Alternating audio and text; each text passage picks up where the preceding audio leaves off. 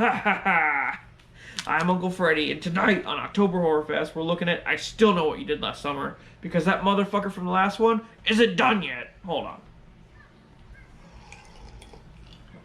Oh, yeah. Anyway, he comes back and kills another group of kids, or it's the same group of kids. I don't fucking know. Let's take a look.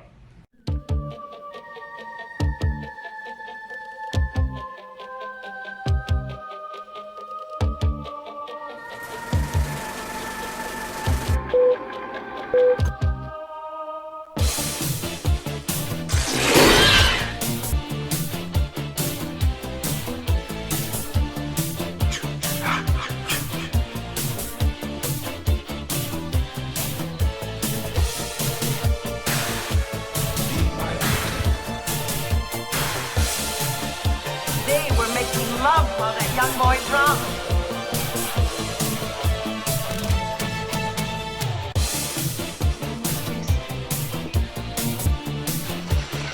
Trick or treat, motherfucker.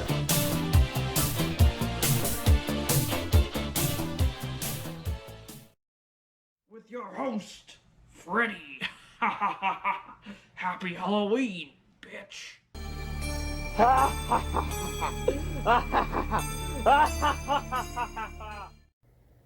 Back with part 2 of I Know What You Did Last Summer. I still know what you did last summer. Again. 1 year after the events of the previous film, Julie is in college in Boston. She's been having nightmares about Ben Willis.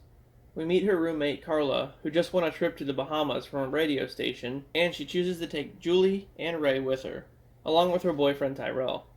So Ray's on his way to meet up with Julie and the gang when he and his friend are attacked by, guess who? Ben. The next morning, the group leaves for the trip with their friend Will replacing Ray after he didn't show up. At the resort, Julie's singing karaoke when the words I Still Know What You Did Last Summer appear on the screen. Ooh, clever. A bit after that, people around the resort start getting killed and Julie finds one of their bodies. She goes to the hotel manager about the murders, but he doesn't really buy into it. And then the killer kills Jack Black by the pool. Wait a minute, what the hell's he doing in here?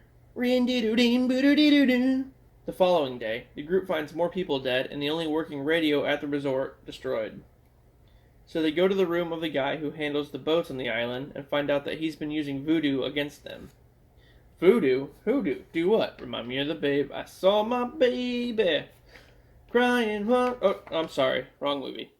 Anyway, he tells them that he's actually been using protection spells on them after learning about what happened with Ben Willis.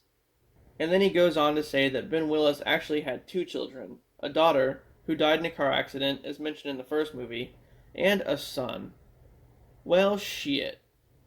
Just then, the voodoo guy goes missing. After that, Ben kills Tyrell as Ray shows up to the resort. Julia and Carla get attacked by Ben, but they get away and are rescued by an injured Will, who takes them back to the hotel. He tells the group that the voodoo guy attacked him, but for some reason, they find the voodoo guy dead, so that's sketchy. Suddenly, Ben appears and attacks Carla yet again. As Julie is busy tending to Will's injuries, he reveals that he's actually not even injured at all, and that he was actually the voice of the radio host who gave them tickets to the resort in the first place. What? All of a sudden, Will takes Julie to a graveyard and reveals himself to be Ben's son. And you know what? With his name being Will Benson, really? Like they couldn't figure that out? At this point, Ben shows up to fight Julie as Ray is fighting Will. Ben goes to stab Ray, but he moves and kills his son by mistake. As Ben stops to realize what happened, Julie shoots him. They go back to get Carla and are all 3 rescued by the Coast Guard. Sometime later, Ray and Julie get married and have a new house. Julie's looking into a mirror when Ben appears and pulls her under the bed. The end. Alright, so did this movie happen in her head or what? And who the hell was under the bed? Aren't they dead now?